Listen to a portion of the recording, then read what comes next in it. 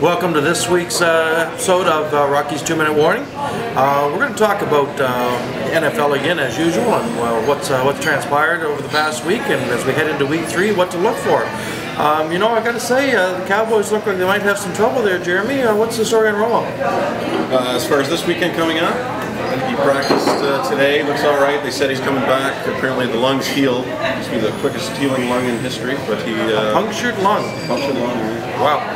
Apparently, your lungs regenerate very quickly, just like your liver. I must say, he's far more resilient than I would have given him credit for. Yeah. So, how are the Cowboys going to do this weekend? I think they look fine. If he's in the game, they've got a lot of other injuries. Austin didn't practice, Des Bryant didn't practice, Felix Jones didn't practice, Skandrick and Newman are still out on the fence. But you know what? Last year when the Green Bay won, they had 17 guys on the injury list at one point. So that's the NFL. So you're calling for a Cowboy win? Absolutely. Are you? Oh, absolutely not. So Cam Newton, you know, now there's a kid. He's played his second game. What do you do when you start off your first NFL game with going 422 yards? Well, you come back and you throw 432 yards.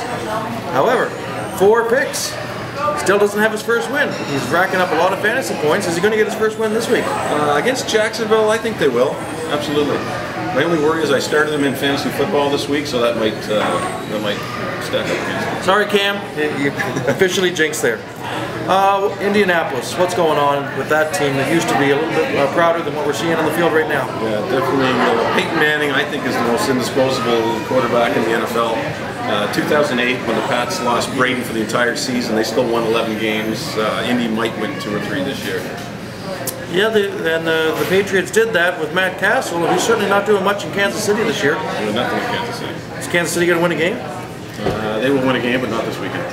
Okay, so Baltimore. Baltimore started off week 1 looking great, strong, ran all over Pittsburgh, and then, wow, last week against Tennessee, they just couldn't get anything going. Coach took a lot of ribbon for not going into the hurry-up offense, and anyways, they just weren't going to be able to get it done. So, which is the real Baltimore team? The one we saw week 1 or last week? I'd say week 1. They're one of those teams. There's a lot of teams like this in the NFL. The one week they look amazing, the next week they look exactly like Baltimore looked. Another reason to take Baltimore this week, anytime they come off a loss like that, as Pittsburgh did, likely going to come back this week with a big win. They're just too talented not to get it together. Okay, so for our picks, who are your sure bets this week? I got San Diego versus Kansas City. Rivers is thrown for 713 yards, 4 TDs. Castle, we just spoke about, it's only thrown for 250, 1 touchdown. Kansas City's given up 400 yards a game. Rivers is going to blow them out. Heck, they could put 40 or 50 points on the board. Hate to pick on Indy. Pittsburgh's in Indy. After getting their butts kicked week 1 against Baltimore, Pittsburgh's looking pretty tough. That's probably the best thing that happened to them. Indy's giving up 30 points a game.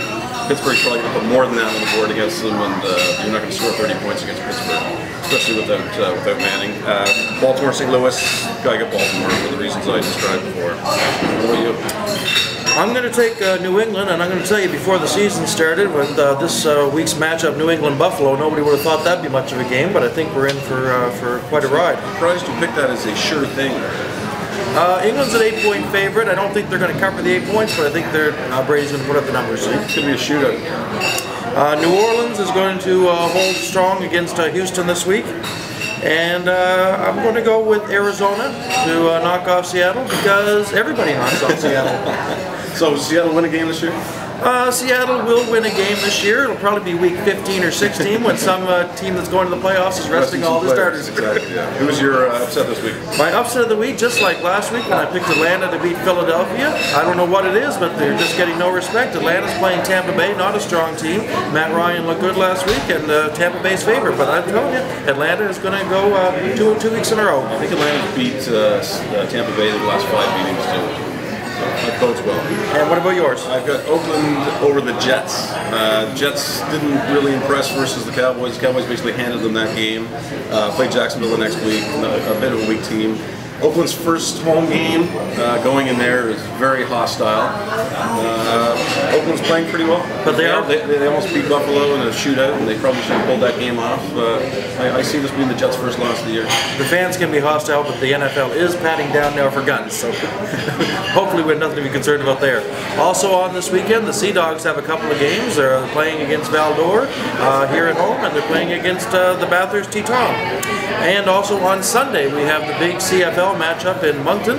We have a bus leaving from Rockies, which is now full, going down to see Calgary and Hamilton play. So that about wraps it up here for this week's episode of Rockies 2 Minute Warning.